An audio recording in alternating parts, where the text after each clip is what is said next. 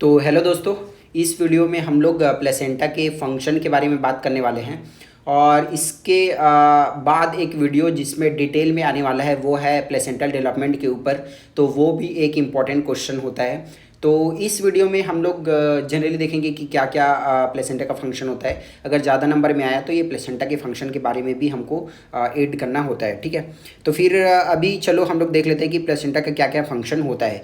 तो इसका main function जो रहता है वो क्या क्या रहता है कि transfer of the nutrient and waste product between the mother and the foetus.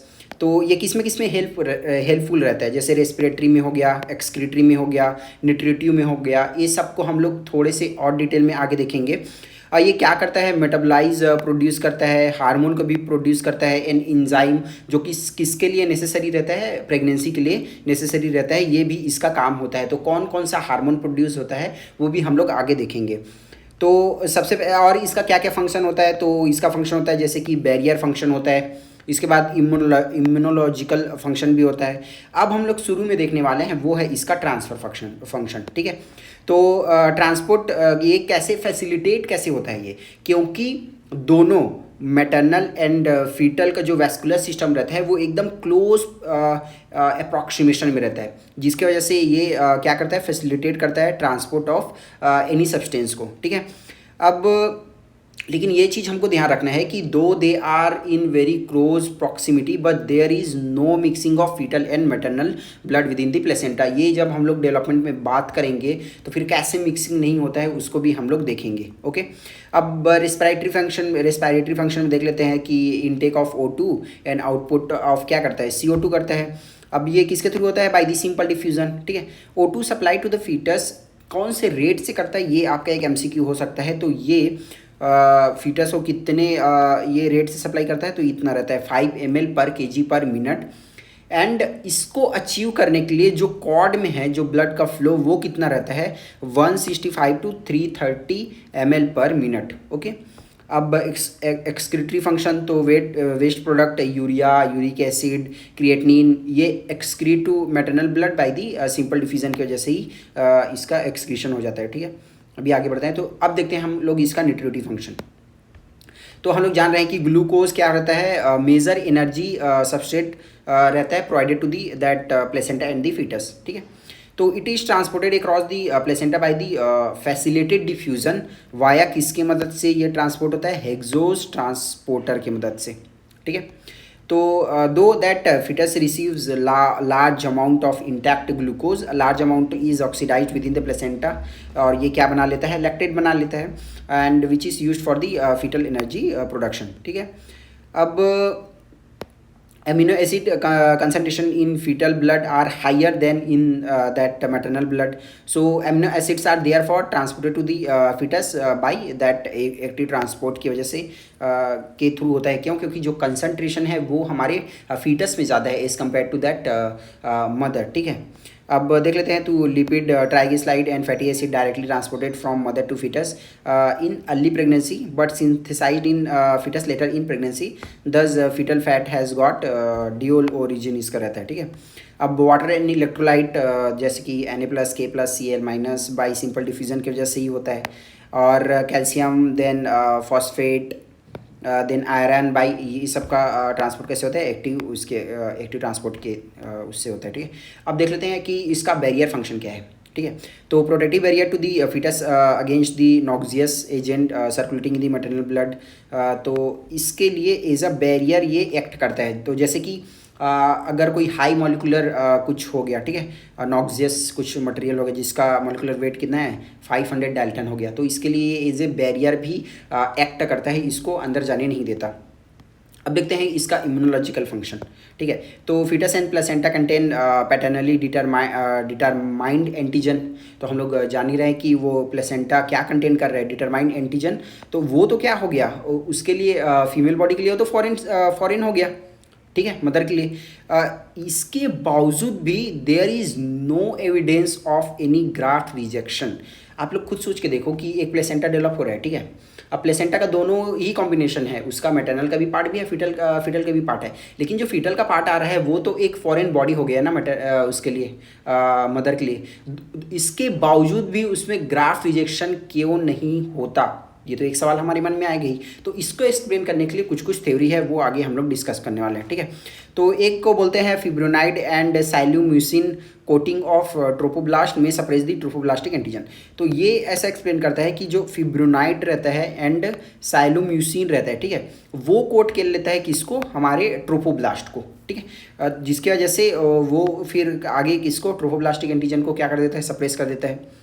Placental hormone steroid SCG have got weak immunosuppressive effect and may be responsible for producing sialomucin, ये बोलता है। एक बोलता है Nitabuch layer which intervenes between that decidua basalis and cytotrophoblast. तो ये सब decidua बेसालिस, साइटोट्रोपोब्लास्ट, ये जब हम लोग डेवलपमेंट में बात करेंगे तो बहुत डिटेल में बात करेंगे, ठीक है। Then inactive the antigen property of the tissue. Now there is little HLA and blood group antigen on trophoblastic surface, so antigenic stimulation is poor होता है, ठीक है। अब देख लेते हैं production of block antibodies by mother protect foetus from rejection. तो ये कुछ है जो एक्सप्लेन करता है कि why though that foetus is growing that is foreign body to the mother, spite of that there is no graft rejection take place, okay. अब देखते थे इंडोक्राइन, तो हार्मोन सिक्रेटेड इंटरनली। फिर हार्मोन आप लोग जान ही रहे हो कि ये क्या होता है। तो any organic chemical that is secreted by a gland into the circulatory system and is transported to some target organ, ठीक है। नाउ द टारगेट में भी इधर पेरिफेरल टिश्यू में हो सकता है सच एस मसल्स और अदर ग्लैंड, और ब्रेन में भी हो सकता है, ठीक है। अब foetal placental and maternal compartment form an integrated hormonal unit, ठीक है। The fetoplacental maternal unit create the endocrine environment. अब ये क्या मेंटेन करके रखता है, drives the process of the pregnancy and prenatal development. तो अब देखते हैं जो मोस्ट इंपॉर्टेंट चीज़ है और जो आपसे वाइवा में पूछा जाएगा कि कौन कौन सा हार्मोन इससे प्रोड्यूस होता है, ठीक है, कौन कौन सा प्लेसेंटल हार्मोन होते हैं। तो ये होते हैं जैसे कि human chorionic gonadotropin HCG, then human chorionic somatotropin, इसको हम लोग HCS, या फिर ह्यूमन इसको हम लोग प्लेसेंटल लैक्टोजन भी कहते हैं HPL, ठीक है। अदर हार्मोन जैसे कि chorionic and adrenocorticotropin, then chorionic thyrotropin, relaxin and ये PTHRP, देन HCGV, ये सब है, ठीक है। अब और क्या क्या, oestrogen, progesterone and hypothalamic like releasing hormone, GnRH, GRH, CTRH, ये सब है। अब सबसे पहले हम लोग देखने वाले हैं वो है हम लोग का human chorionic gonadotropin, that is the HCG। तो ये हम लोग का एक प्रेगनेंसी हार्मोन रहता है और इसका नेचर कैसे रहता है, ग्लाइकोप्रोटीन नेचर का रहता है, ठीक है। इसका हाफ लाइफ कितना होता है, 24 आवर्स ऑफ HCG। अब लेवल पीक कब जाता है, ये जाता है 60 to 70 days, then remain at low plateau for the rest of the pregnancy and placental GnRH have control of the HCG।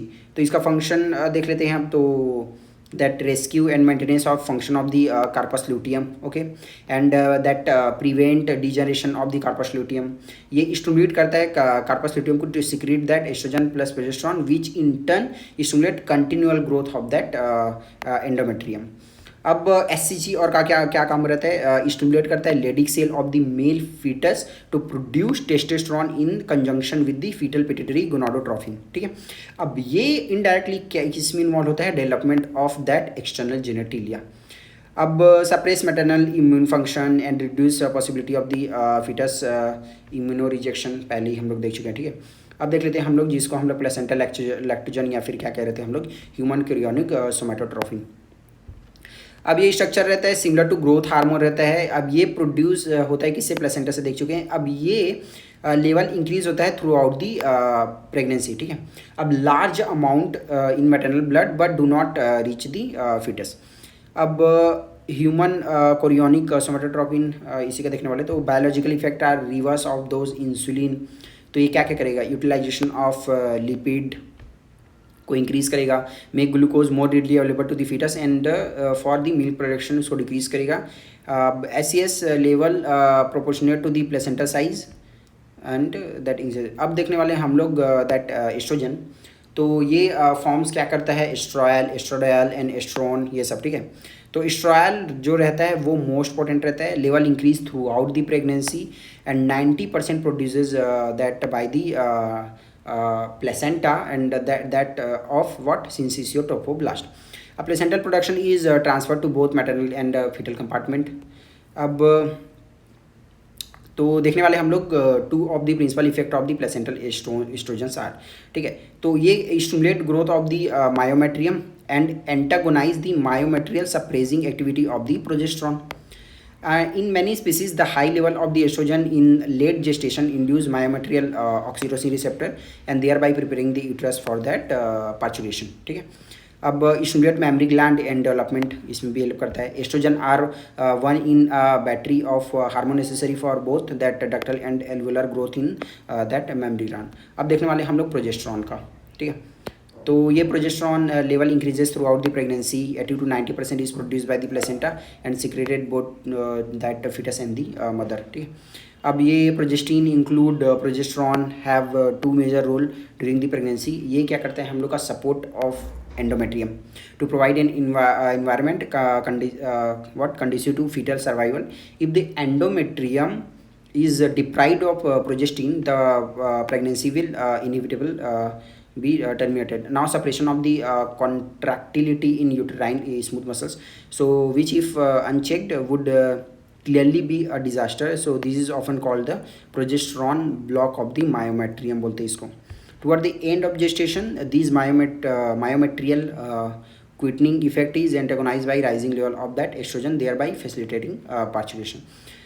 Progesterone and other progestin also potentially inhibit that secretion of the pituitary gonadotropin luteinizing hormone and follicular stimulating hormone. So this effect almost always prevent ovulation from occurring during the pregnancy से ये बचाता है.